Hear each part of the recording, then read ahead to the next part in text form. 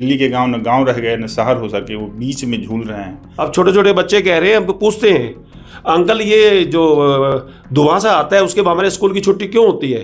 आपको हो सकता है थोड़ी हैरानी हो ये सुन के कि दिल्ली में भी गांव हैं, और एक दो गांव नहीं है, 300 से ज़्यादा दिल्ली में गांव हैं। देश के दूसरे हिस्से में जिस तरह से गाँव की समस्याएं हैं, उसी तरह से दिल्ली के गाँव की भी अपनी समस्याएं हैं। लेकिन दिल्ली देश के दूसरे हिस्से के गाँव से इस तरह डिफर करती है कि यहाँ के गाँव में कोई इनकी अपनी पंचायत नहीं है। सारे के सारे जो गांव हैं वो निगम के अधीन आते हैं, निगम से शासित होते हैं। आज इसी मसले पे हमारे साथ जो हैं दिल्ली पंचायत संघ के अध्यक्ष थान सिंह जी हैं। हम उनसे बात करेंगे कि दिल्ली के गांव की क्या खूबियां हैं और दिल्ली के गांव के लोग किस तरह दिल्ली में रह के महसूस करते हैं, उनका जो दिल्ली की पॉलिटिकल एक्टिविटी चल रही है इस समय, उनसे कितना जुड़ाव है। थान सिंह जी, क्या इशू हैं दिल्ली के गाँव के?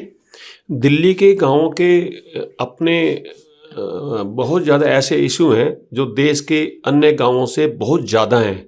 वहाँ पंचायती राज होने की वजह से उनकी समस्याओं का समाधान हो जाता है। हाँ, लोकल लेवल पे हो जाता होगा, जो लोकल बॉडी है उनकी अपनी, वो उन समस्याओं को एड्रेस कर लेती होगी। लेकिन यहाँ पे जैसा कि आपसे भी बात हो रही थी, आपने बताया भी कि सारी की सारी पंचायत, सारे के सारे गांव जो हैं वो निगम के अधीन है। निगम के अधीन है। पंचायत में एक अपना फंड भी मिलता है गाँव की समस्याओं को अपने कार्य कराने के लिए। पंचायत के जो प्रधान होते हैं उनका भी अपना। तो यहाँ तो निगम पार्षद के अधीन जो है फंड, उसका वो खर्च होता होगा वहाँ पे। वो एक वार्ड होता है, उसमें पोस्ट एरिया भी है, उसमें क्लस्टर भी है, उसमें हाँ, वो समस्याएं अलग अलग होती होंगी ना। वो मतलब एक हिस्से से निकलते ही दूसरे हिस्से में जाते ही कोई दूसरी समस्या जाती होगी। गाँवों के दरअसल क्या है, पहले जो मुख्यमंत्री हुए हैं चौधरी ब्रह्म प्रकाश, उनके बाद गांव देहात के जो दूसरे मुख्यमंत्री यानी कि देहात के दूसरे में डॉक्टर साहिब सिंह वर्मा, उन्होंने जो गांवों पे काम किया है, गांवों पे, ग्रामीणों पे, किसानों पे, उसके बाद से ध्यान नहीं दिया गया। और उसके बाद से गांव वाले इतने परेशान हैं, उनके अपने गांवों का मालिकाना हक तक नहीं है। अच्छा, एक चीज़ और हम थोड़ा ये जानना चाह रहे थे, क्योंकि आप देश भर में घूमते हैं, देश भर के ग्रामीणों से आपके ताल्लुकात हैं, आप दिल्ली के बाहर के गाँव को भी जानते हैं, दिल्ली के गाँव को भी जानते हैं। दिल्ली के गाँव में और बाहर के गाँव में आपको क्या डिफरेंस लगता है? सबसे बड़ा डिफरेंस तो ये कि आज दिल्ली के जो गांव हैं, अंग्रेजों द्वारा बनाई गई एक लाल डोरा जिसको बोलते हैं, उसके अंदर आज भी कैद हैं, उससे मुक्ति नहीं मिली है। उसका मतलब है कि हमें मालिकाना हक तक नहीं दिया गया है। नहीं, सोशल स्ट्रक्चर के पॉइंट ऑफ व्यू से सोशली मतलब किस तरह से आप यहाँ के गाँव को वहाँ के बाहर के गाँव से वो कनेक्ट करते हैं? नहीं, सोशली क्या है, जब पंचायतें खत्म हो जाती है तो आपसे तालमेल जो है वो खत्म हो गया है। दूसरा गांव के साथ है, उस गांव की और दूसरे गांव की उनकी अपनी जो सीमाएं हैं वो भी आपस में नहीं मिल पा रही है, क्योंकि अनऑथराइज कॉलोनियाँ आ गई हैं और उसके अंदर क्लस्टर भी हैं, झुग्गियाँ भी आ गई। चूँकि आज दिल्ली में ना, दिल्ली जो है चुनावी मोड में है। आम आदमी पार्टी, भाजपा और कांग्रेस, तीनों जो बड़े दल हैं यहाँ पे, सबके सब अपने अपने चुनावी वायदे कर रहे हैं। दिल्ली का जो ग्रामीण है, जो गाँव में रहता है, वो दिल्ली की जो पार्टियाँ हैं उनसे किस तरह से कनेक्ट करता है, उनके वायदों को, उनकी आपसी सियासी लड़ाइयों को किस तरह से देखता है वो? आज के समय में पिछले 4 साल से जो दिल्ली के गांव के संगठन या गांव के लोगों ने अपनी जो आवाज़ बुलंद की है, उसको देखो, तीनों जो दल हैं आज गांवों के ऊपर बात कर रहे हैं, गांव की समस्याओं को लेकर बात कर रहे हैं। तो मुझे लगता है ये जो समय, जो आने वाला समय विधानसभा का जो चुनाव का होगा, वो गांव के इर्द गिर्द। वायदों पे कितना यकीन है? पॉलिटिकल पार्टियों के वायदे जो होते हैं उन पे कितना ग्रामीणों को यकीन है? वायदे वर्तमान में अगर देखते हैं, वर्तमान सरकार जो गारंटी दे रही है, उनकी गारंटियां समझ नहीं आती गाँव वालों को। गारंटी क्या दे रही है? फायदा तो मिलता होगा ना, ऐसा तो है नहीं फायदा नहीं मिलता होने का? कोई फायदा नहीं मिलता। आपने जो 200 यूनिट की है, 200 यूनिट पे अगर हमारे पास 4 भैंस, अगर 2 पंखे लगा दिए, 200 यूनिट तो बिजली उसी में चलेगी। हमें तो गांव वालों को तो कोई फायदा नहीं मिला। केजरीवाल, तो आपके हिसाब से जो शहरी क्षेत्र है दिल्ली का और जो ग्रामीण क्षेत्र है, उसको सरकारों को अलग अलग तरीके से एड्रेस करना चाहिए? नहीं, एड्रेस नहीं करना चाहिए। गांव जो उसके आसपास जो शहर बसा हुआ है, तो गांव को शहर जैसी सुविधा नहीं दी। यानी कि गांव को तो दोयम दर्जे के व्यवहार से, तो गांव रह सके न शहर हो सके, शहर और गांव के बीच में झूल रहे हैं ये बिल्कुल आपने कहे।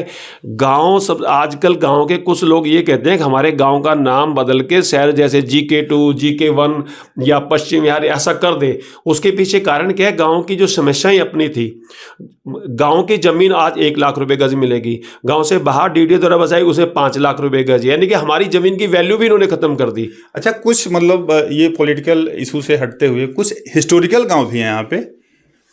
हिस्टोरिकल तो तकरीबन दिल्ली का हर गांव है, क्योंकि जितने दिल्ली के गांव थे, गांवों के लोगों ने तो दिल्ली को बसाया है। मुंडका के पास जो हत्साल गांव है, हत्साल से यहाँ पृथ्वीराज चौहान की यानी कि हाथियों की सालत थी, जो आर्मी थी यहाँ ठहरती थी। यहीं से कोई एक सुरंग जो गई है जिसका रिकॉर्ड है वो मुंडके के पास निकलता था।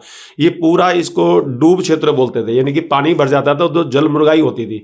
राजा उस समय आते थे यहाँ से वहाँ करते। तो एक हस्ताल गांव का भी अपना है इसमें। कुछ और कोई और गांव जो याद आ रहा हो? जो बाकरगढ़ है, अंग्रेजों समय वहाँ किस्ट्री एक वो उस समय जो रोड जिससे बनाते सड़कें, वहाँ के जो जिन्होंने उनके अगेंस्ट जो आवाज़ उठाई थी उनको पिलवा दिया था। तो बाकरगढ़ गांव की रवायतें कितने बच्चे हैं? उनकी जो अपनी परंपराएं थी वो कितने बच्चे हुए? हुक्का पानी चलता है अभी? नहीं, गांव में हुक्का पानी चल रहा है। गांव की जो रवायतें आज, इसलिए गांव जिंदा आज। दिल्ली की हवा खराब है, दिल्ली का पानी खराब है, आप लोगों को तो मूल निवासी माना जाता है दिल्ली का, तो उन इशू से आप लोग कितना कोलिंग होते हैं? देखो, आपने ये बहुत अच्छा क्वेश्चन किया। मुझे ध्यान आता है जब मैं छोटा था तो ट्रैक्टर ट्रॉली से, यानी कि बैलगाड़ी से यमुना वहाँ स्नान करने जाते थे। गंगा का होता है जो अपना स्नान आता है, मतलब 40 साल पहले की बात है। 40 साल पहले वहाँ स्नान करने आते थे। आज कुछ स्नान करके दिखाई दे। अभी नजफगढ़ नाले का भी कुछ आप जिक्र कर रहे थे अभी? नहीं, नजफगढ़ तो दिल्ली देहात की पवित्र बरसाती नदी है, साहिबी नदी है। इसके तो यहाँ हमारे जो त्योहार होते थे वहाँ के दीवा बोलते हैं, वो नाला बन गई आज। नाला क्या, वो गंदा नाला बना दिया। नाला भी चलो चल जाता है, वो तो गंदा नाला इन्होंने बना दिया। मैं तो कहता हूँ इसके ऊपर इनके खिलाफ तो मुकदमे दर्ज होने चाहिए। खेत खलिहान है यहाँ पे? खेती होती है दिल्ली में? गांव में अभी पीछे चले जाओ, रावता एक गांव है, वहां पे उनके कम से सैकड़ों एकड़ जमीन में जो गंदा पानी भरा हुआ है, जमीन बची हुई है। गांव वाले चाहते हैं दिल्ली के लोगों को अच्छी जो सब्जियां मिल जाएं, लेकिन वहाँ पानी इतना गंदा है तो बड़ी दिक्कत है लोगों को। और पशुपालन है क्या दिल्ली में? भी कुछ पशुपालन है गांव में, लोग रखना चाहते हैं, लेकिन उनके पास चारे की समस्या आ जाती है।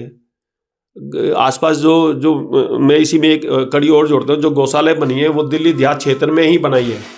दिल्ली देहात क्षेत्र में जो गौशाला बनी है वहाँ पे आप उनकी हालत देखें, जहाँ 2000 गाय रहनी चाहिए उसमें 3.5-3, 4-4 गाय वहाँ रखी हुई हैं। अब तो गाँव में भी कूड़ा घर बना दिए हैं, उसके आसपास वहाँ कूड़ा इतना पड़ा है वो भी नहीं उठ पा रहा है। गांव वाले जो दिल्ली से बाहर के जो लोग आए हैं वो हमसे अच्छे हैं, यहाँ कोई दिक्कत होगी चले जाएंगे। अब छोटे छोटे बच्चे कह रहे हैं, हमको पूछते हैं अंकल ये जो धुआं सा आता है उसके बाद हमारे स्कूल की छुट्टी क्यों होती है? उनको बताना पड़ता है भैया ये एक पोल्यूशन बीमारी आ गई है, प्रदूषण बढ़ गया, इस बार बार आपकी छुट्टी हो रही है। हमारी उत्थान सिंह जी की बात से जो स्पष्ट है कि दिल्ली में भी गाँव हैं, गाँव 1-2 नहीं 300 से ज़्यादा गाँव है, वहाँ की अपनी समस्या है। और सबसे बड़ी जो समस्या इसमें समझ में आई वो ये कि दिल्ली के गांव न गांव रह गए न शहर हो सके, वो बीच में झूल रहे हैं। और अभी भी जो है सुविधाओं की बाट जो रहे हैं, अभी भी कई तरह की समस्याओं से रूबरू होना पड़ रहा है। अभी के लिए बस इतना ही। नमस्कार। अमर उजाला के लिए मैं संतोष कुमार। अगर आप ये वीडियो YouTube पर देख रहे हैं तो हमारे चैनल को सब्सक्राइब करें और बेल आइकन को दबाना ना भूलें। अगर आप Facebook पर ये वीडियो देख रहे हैं तो हमारे पेज को लाइक करें।